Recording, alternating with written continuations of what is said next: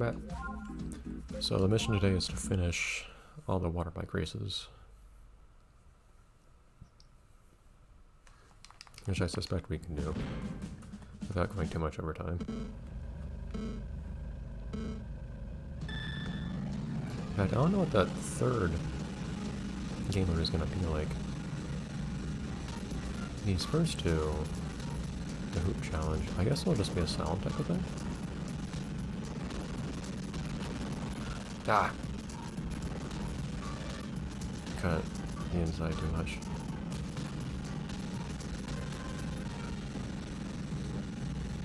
I don't think those will be as long as the circuit challenges, or the circuit races will be though. The circuits are the longest ones, I think. Judging by the ATV races. They're going left or right from here, I can't tell. Left, apparently.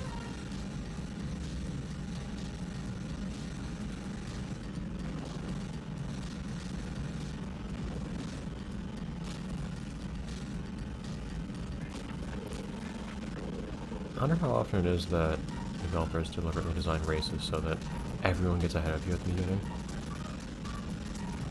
And the whole thing is just trying to overtake your opponents. So I feel like lots of games make races like that. Because you see how everyone just flies out ahead in front of me at the beginning. Even if I don't happen to eat the inside of a turn at some point.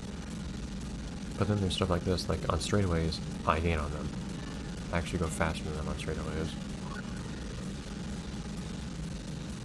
And they don't take turns very well either, so I can always gain on them on turns.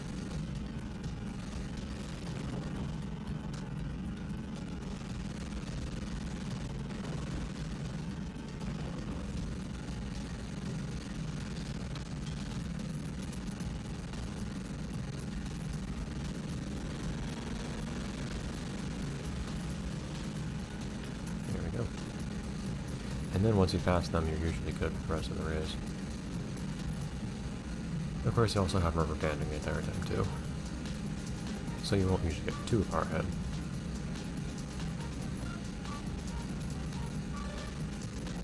I don't know what happens if you're underwater and hit something. I think I've done that before, but I don't remember what happens. Especially if you're underwater on the bike and then go into a shallow section where you can't actually go underwater anymore. Probably just pop out the top. I don't know what happens if you just run into a wall directly though while underwater.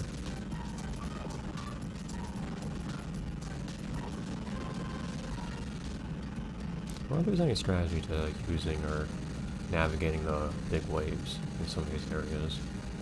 Because they can affect your speed a bit, bouncing up and down on them.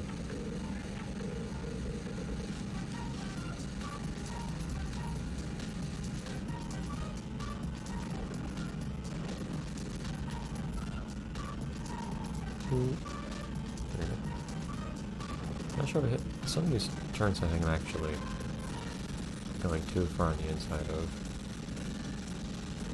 Because I end up kind of turn pacing 90 degrees and almost hitting the outside wall.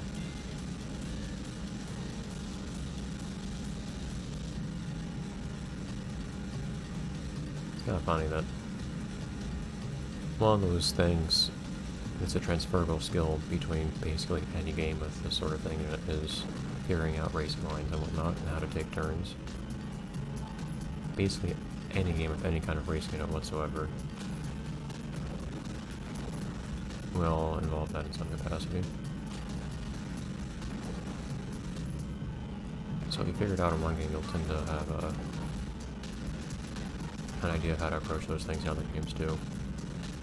And there will be little mechanics too that'll add on to those, like drifting, or if you do some kind of side shift, that'll complicate how you take turns and whatnot, and even what you do on straightaways, for that matter.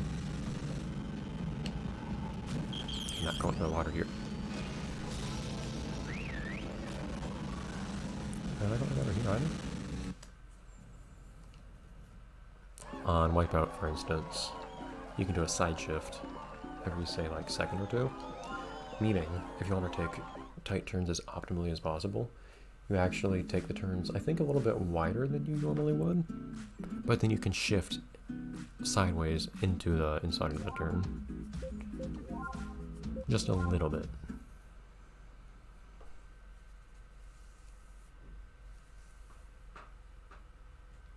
Of course, Wipeout's a pretty crazy game if you want to get into like real deep racing stuff. The only reason I ever touched it was I got Wipeout HD Fury back in the day when PSN had that big data breach and lost basically everybody's credit card information. And then, as an apology, they just gave everyone a bunch of free games to choose from. The one that I chose, the only two I think that interested me, I think you had to choose 2 games actually.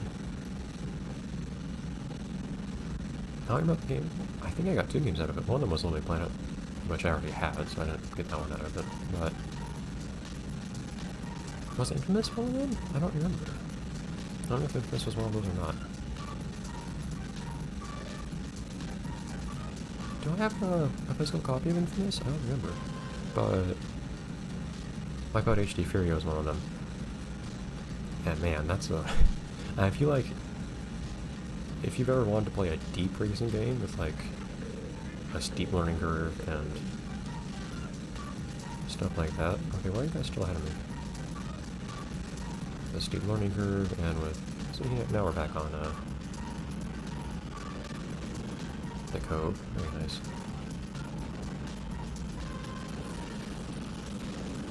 A racing game that goes fast, has a steep learning curve, has all sorts of advanced techniques, some cool shortcut, sorts of things you can do too.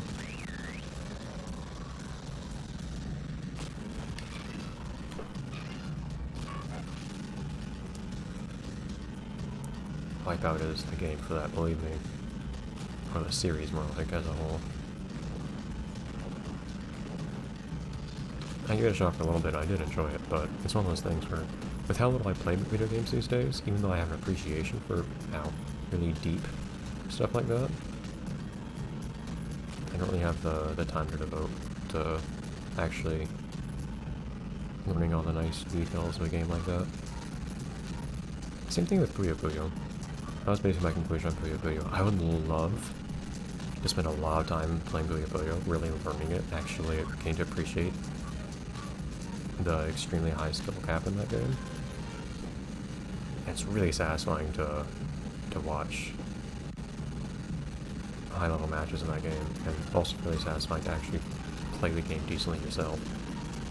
But I do not have the time to do all the studying and practice and everything that becoming competent at that game would actually require.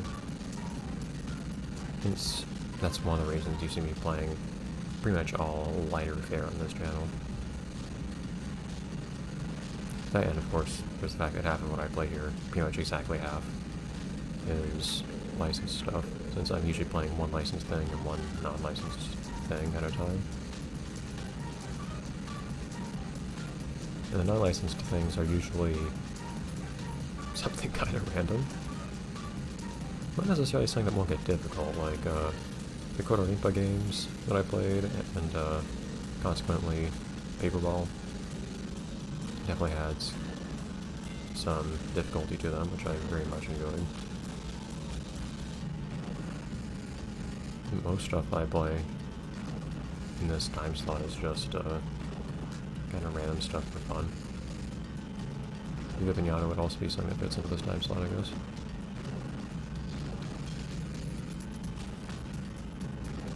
Which is also a thing that you spend quite a lot of time on. But isn't the same kind of time investment. It's not something you keep practicing, it's something you can just keep going back to for a long while. Which this is also quite similar to here in Covocation. There's so much stuff to do. I'm just taking my time and enjoying doing all of it.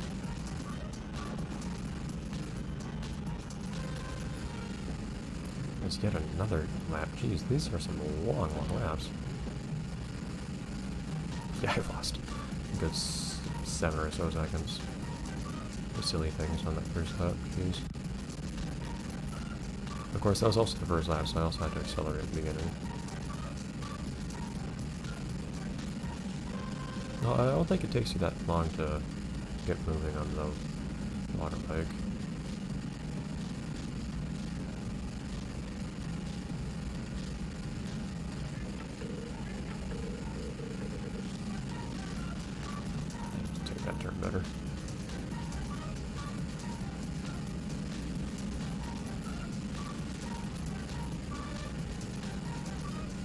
I'm in like a weird space between being what you probably call a casual gamer nowadays and a kind of gamer, where like I still have the skills and old muscle memory and everything from a person who used to play video games a lot and knowledge about video games and stuff like that comes from someone who used to do this stuff a lot more. Kind of like a retired video game player in a lot of ways. That's what this is. I call this game Granny's retirement, but I feel like in a certain way it's my retirement from video games. They take more time and effort and thought. Well, they take a greater time devotion is a better way of putting it, because I still like things that take effort and actually have difficulty and whatnot. Just I don't have much time to devote to them.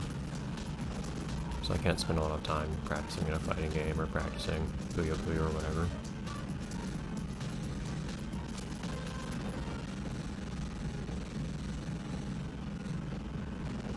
So I do want something interesting and kind of special and unique, not just like a random idle game to play to kill time, not just playing stuff to kill time.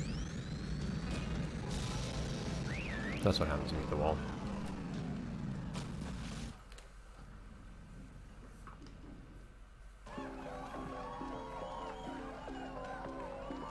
Dog is here. Thank you, Teacup. Who calls our dog Teacup? I feel like the Teacup chose Teacup's name in this case, though. 5! Oh my god. This is gonna be a long episode.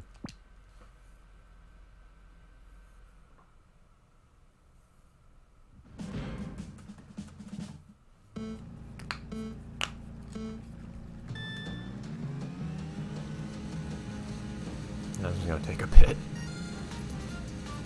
I have a suspicion. I guess I just have a weird relationship with video games these days. Oh, never mind that one. I wasn't trying to jump. I feel like I'm turning way harder than usual. It's really weird. Yeah, I have a lot. It's like I have a way higher turning than usual. I corner way harder. Okay, that's really it's really confusing. Some of those rings are actually outside of the course, because they're part of the escape. Because they're part of the game world, or the overworld.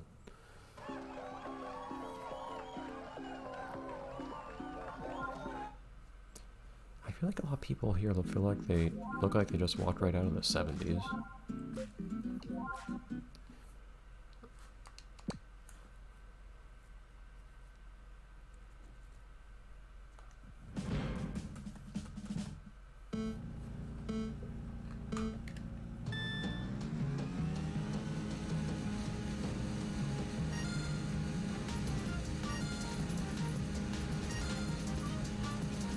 Kind of funny though that, so, YouTube has just kind of become, in some cases, kind of a dumping ground for random thoughts I have sometimes, where when I'm not doing much of anything particular in a game, I'm doing something that's kind of idle.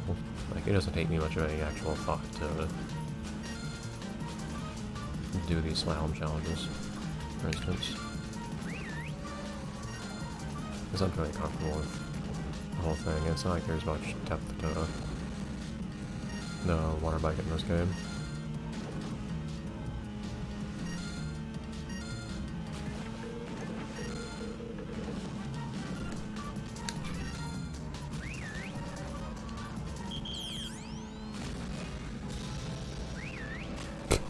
Good job. At the same time, it's also been an influence on what I do with video games, so in some cases, it's a dumping ground for things that are in my life because of YouTube at the same time. So it's a little weird.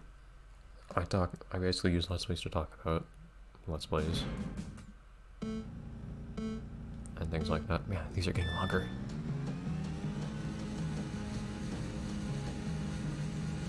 Ooh, we get to go in here. That's nice. I appreciate that. really like them being creative about where they put these courses.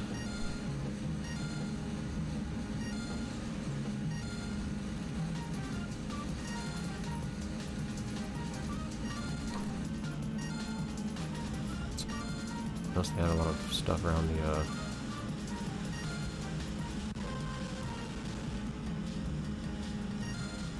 on that little dock over there. I didn't get a very good look at it though. Oh man, you lose a lot of time if you miss this one. Okay, good spin. Oh, come on. Still gets me out. I turn harder here. I'm certain of it.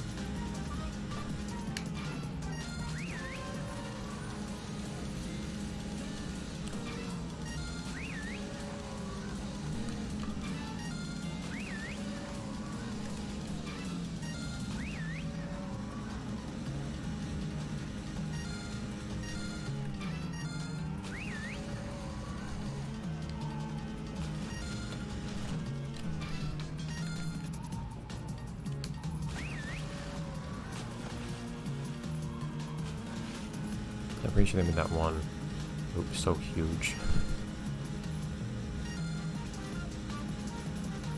Oh nice. I actually do put my ring underwater to mess with you.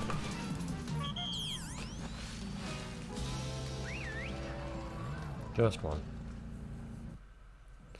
And you can get pretty crazy with these if you want, but lots of rings underwater and above water and stuff like that. You can require some fairly strict dives and whatnot.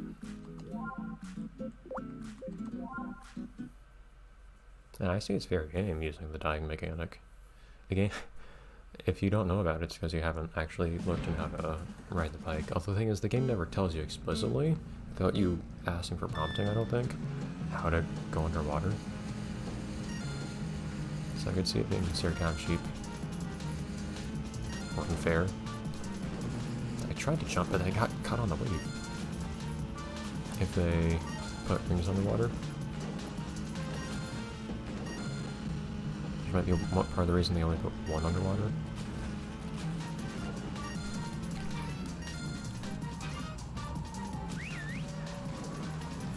And those 117 points will help me plenty, I'm sure of it.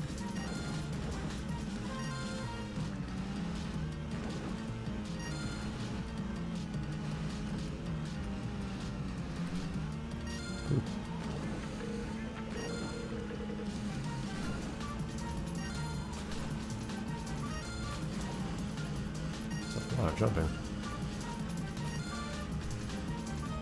Oh, here we go.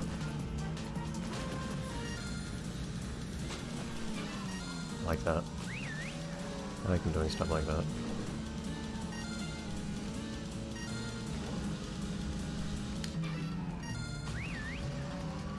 Probably should have actually maintained my ability to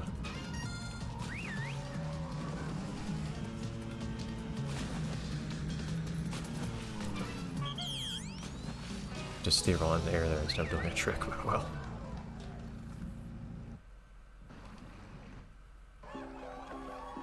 And one more, I think. I'm making pretty good time on these, at least.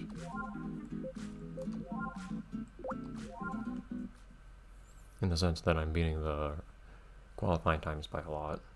In the sense that we're not over episode time already. Gray definitely needs some new duds, though, I'll say that. Maybe I should reconsider the wardrobe for next episode. You know we haven't unlocked any new clothes. I don't really have a, like an overarching goal for Randy as a ninja, to be perfectly honest, the same way I did for her as a pirate. So I don't really have an end game for her being a ninja, consequently.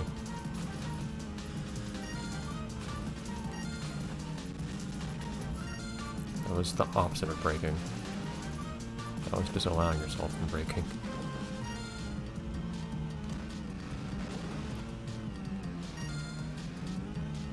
Let's try that. Well, they call it a quick turn in this game, but quick turn is really just breaking. It's even the same animation. Ah! This one's rough.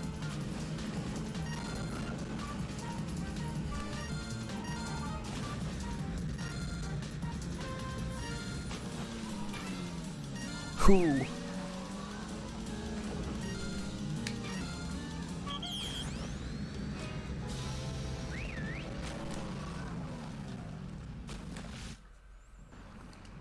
Okay.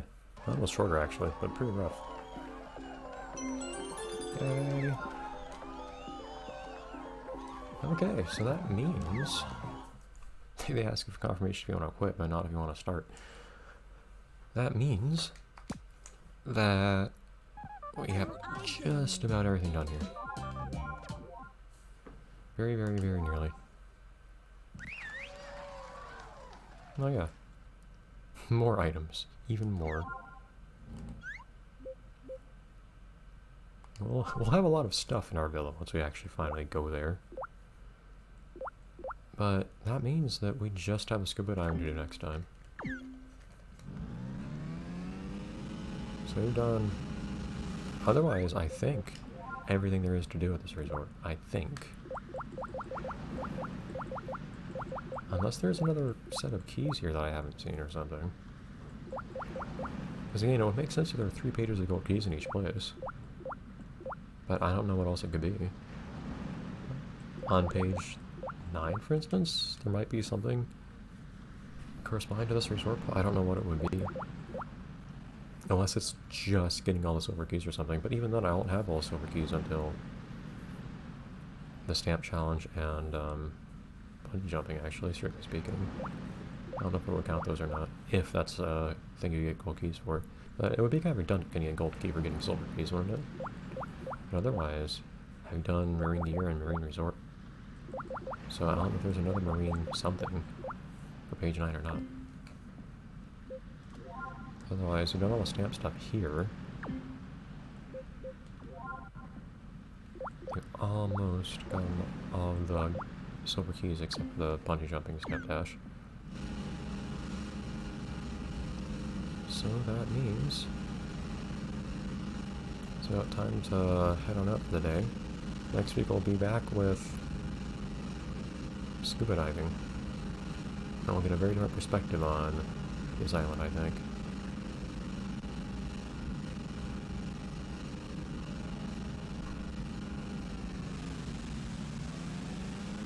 I did want to see though. That has to be going underwater. Just hit the ground. That's very nice.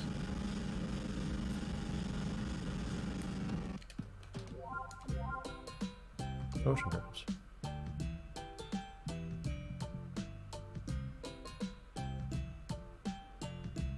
Huh.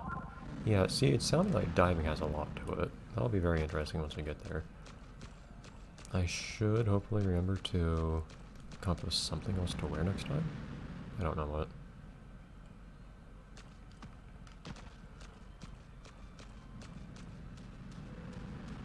Someone's playing music.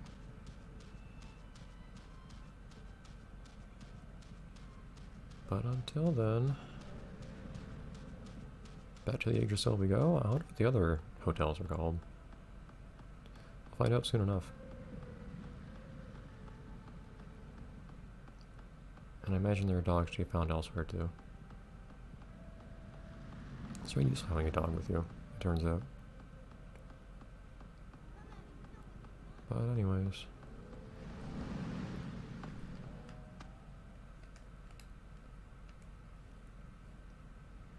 And the dog's somewhere. Anyways, till next time. Bye everyone.